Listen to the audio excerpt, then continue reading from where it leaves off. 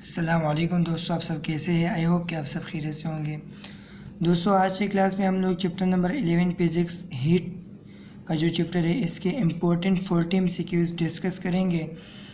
तो दोस्तों, आज के क्लास में हम लोग 15 MCQs तक डिस्कस करेंगे और इंशाअल्लाह फिर पार्ट 2 में जो है कंटिन्यू करेंगे।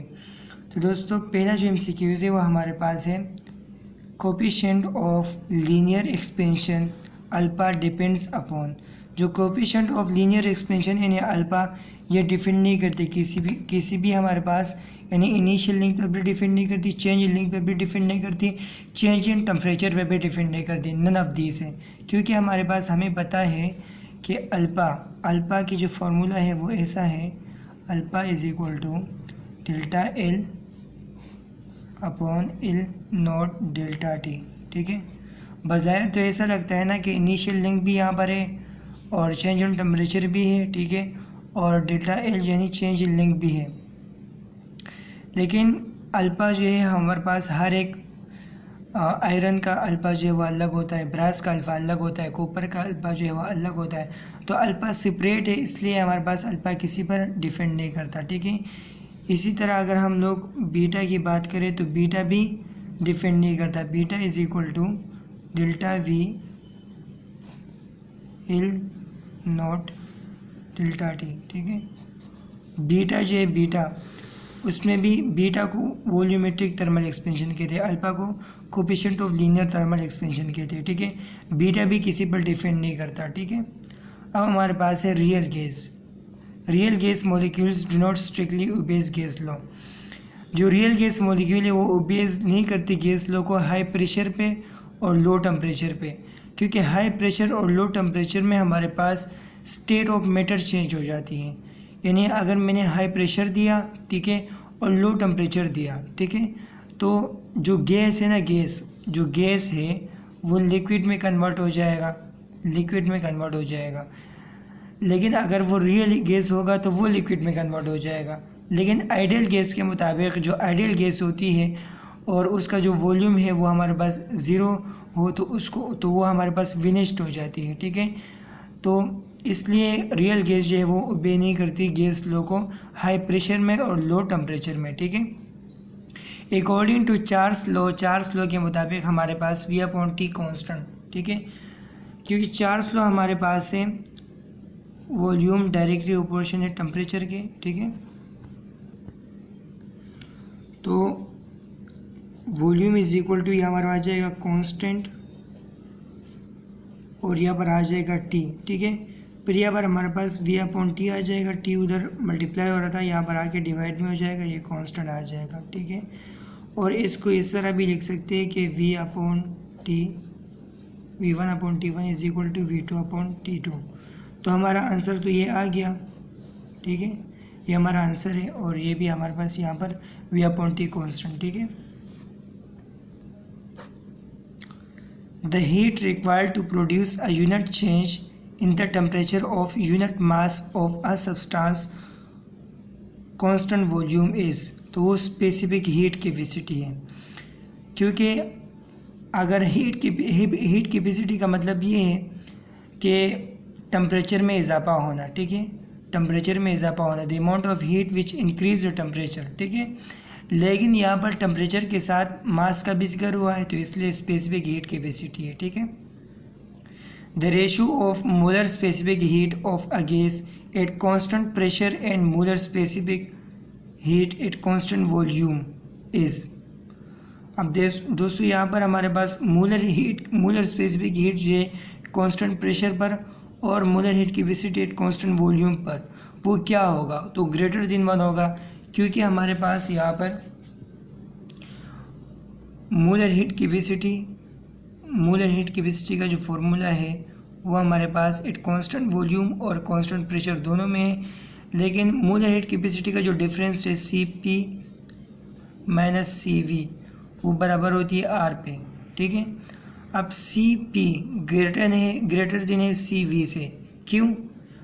C का मतलब मोलर हीट कैपेसिटी के, मोलर हीट कैपेसिटी जो है molar heat capacity at constant pressure वो ग्रेटर देन है molar heat capacity at constant volume से। क्यों?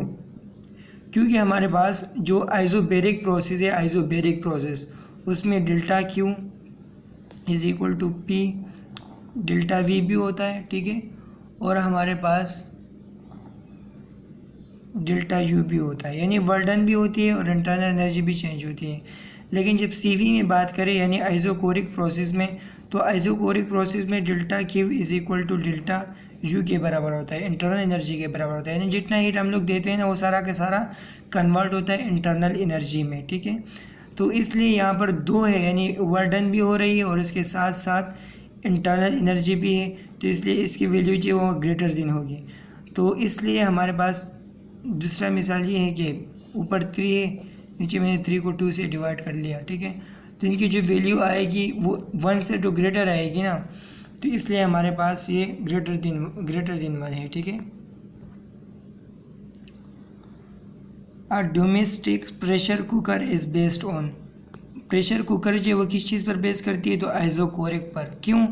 क्योंकि कुकर जो है हमारे पास उसमें वॉल्यूम कांस्टेंट होता है, कुकर में वॉल्यूम क्या होता है, कांस्टेंट होता है, ठीक है।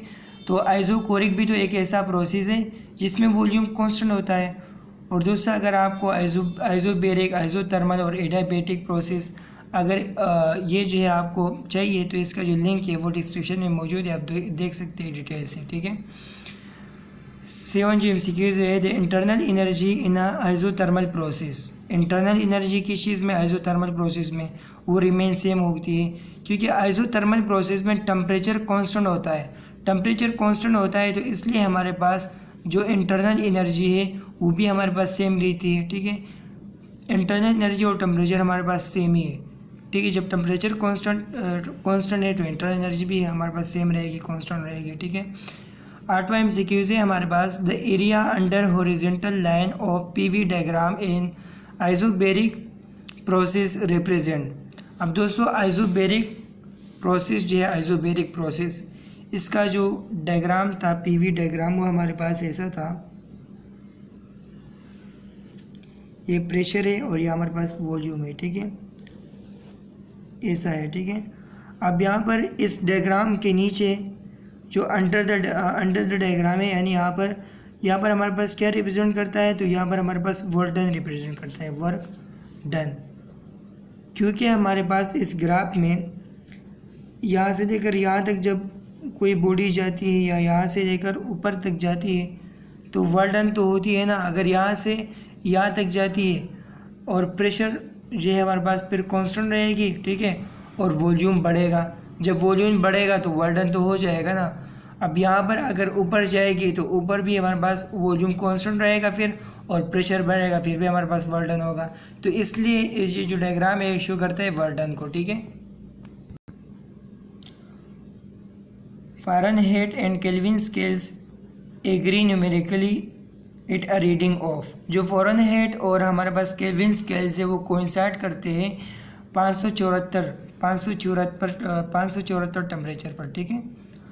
The volume of a gas at constant pressure become zero, जो वॉल्यूम ऑफ अ गैस है वो हमारे पास एट कांस्टेंट प्रेशर पर बिकम ज़ीरो हो जाता है, ठीक है। तो हमारे पास -273 सेंटीग्रेड है, -273 सेंटीग्रेड पर वॉल्यूम जो है वो ज़ीरो होता है, ठीक है, या 0 केल्विन पर।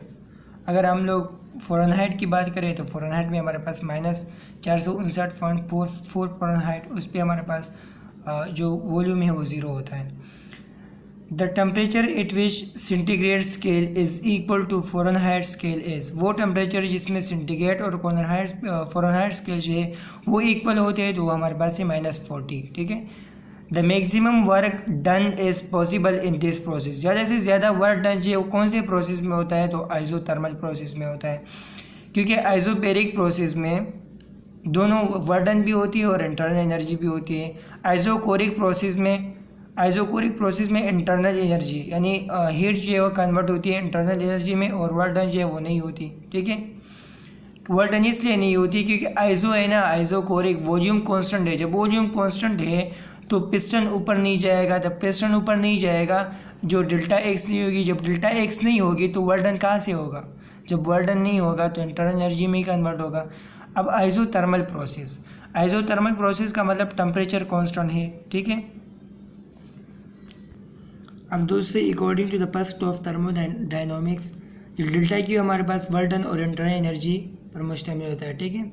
लेकिन दोस्तों डेल्टा जब आइसोथर्मल प्रोसेस होता है तो वहाँ पर टेम्परेचर कांस्टेंट होता है, और टेम्परेचर और इंटरनल एनर्जी इसको इंटरनल एनर्जी कहते हैं, वो बराबर होते हैं, ठीक है, मतलब सेम होते हैं। इंटरनल एनर्जी या टेम्परेचर दोनों मतलब एक ही बात है। जब आइसोथर्मल हो तो टेम्परेचर भी तो चेंज नहीं होगा, तो इसलिए टेम्परेचर ज़ीरो होगा, और सारा का सारा जो वर्क डन है वो आइसोथर्मल प्रोसेस में हमारे पास जो सारा का सारा हीट है वो कन्वर्ट होगा वर्क डन में, ठीक है, और ज़्यादा से ज़्यादा वर्क डन होगा। 13 MCQs है। At constant temperature the graph between V and 1/P is. Constant temperature में हमारे पास ग्राफ V और 1/P क्या रिप्रेजेंट करता है, तो वो हमारे पास स्ट्रेट लाइन। क्यों, अब देखते हैं ग्राफ में। अब दोस्तों बॉयल्स लॉ में जो हम लोगों ने पढ़ा था, PV का जो डायग्राम है वो हमारे पास शो करता है हाइपरबोला, इसके शेप को कहते हैं हाइपरबोला, ठीक है। लेकिन यहाँ पर स्ट्रेट लाइन क्यों है? स्ट्रेट लाइन इसलिए क्योंकि वो 1/P है ना, तो 1/P जब हो जाता है तो फिर हमारे पास ये स्ट्रेट लाइन होती है, ठीक है। अब जो 14 नंबर जो MCQs हुए हैं, transfer energy to and from its surrounding by the process of heating और cooling and the process of mechanical work, तो वो हमारे पास क्लोज सिस्टम है। क्योंकि ओपन सिस्टम एक ऐसे सिस्टम को कहते हैं जिसमें पिस्टन न लगा हुआ हो, ठीक है, और उसमें स्टेट ऑफ मैटर भी चेंज होती है, और स्टेट ऑफ मैटर के साथ साथ हमारे पास जो एनर्जी है वो भी चेंज होती है। आइसोलेटेड सिस्टम में हमारे पास ऐसा होता है कि कुछ भी चेंज नहीं होता, स्टेट ऑफ मैटर भी चेंज नहीं होता और एनर्जी जो है वो भी चेंज नहीं होती। क्लोज सिस्टम एक ऐसा प्रोसेस है जिसमें एनर्जी चेंज होती है, क्योंकि पिस्टन लगा हुआ होता है, इसकी वजह से स्टेट ऑफ मैटर जो है वो चेंज नहीं होता, ठीक है।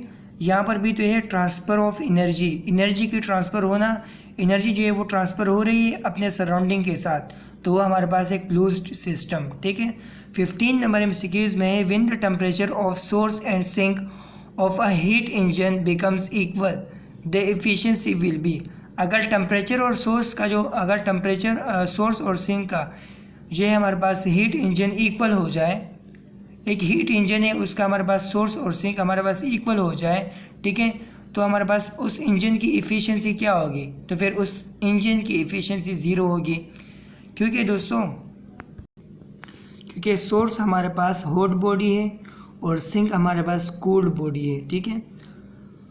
अब इंजन में हमारे पास सोर्स होता है और एक सिंक होती है, ठीक है। सोर्स में हमारे पास हॉट बॉडी होती है, वो हमारे पास टेम्परेचर जो है वो सोर्स से सिंक में आता है, ठीक है। और यहाँ पर हमारे पास इंजन लगा हुआ होता है, वो इंजन जो है वो इस हीट को कन्वर्ट करता है वर्क डन में। लेकिन एक ऐसा इंजन तो नहीं होता जो कि सारा का सारा हीट जिसको इसको मिले और डायरेक्ट इसको वर्क डन में कन्वर्ट करे, तो इफ़िशियंसी जो किसी भी इंजन के 100% नहीं होती, ठीक है। जब इफ़िशियंसी किसी इंजन की 100% नहीं होती, तो ये जो इंजन है ये कुछ जो हीट है वो एक्सपेल भी करेगा, रिलीज़ भी करेगा, तो वो जो हीट है वो जाएगा सिंक में, ठीक है। और सिंक जितना कूल्ड होगा उतनी हमारे पास वर्क डन ज़्यादा होगी, और वर्क डन के साथ जब वर्क डन ज़्यादा होगी तो जो इंजन है उसकी इफ़िशियंसी भी ज़्यादा होगी, ठीक है। तो उम्मीद है दोस्तों कि आपको 15 तक MCQs जो है वो समझ में आ गए होंगे, और इंशाल्लाह अगले क्लास से मुलाकात होगी, उसमें हम लोग 16 से जो है वो कंटिन्यू करेंगे। तो वो हमारा उस क्लास का पार्ट 2 होगा, ठीक है। तो वो लाजमी देख लें, और बाकी अपना ख्याल रखिए। ओके, टेक केयर, अल्लाह हाफिज़।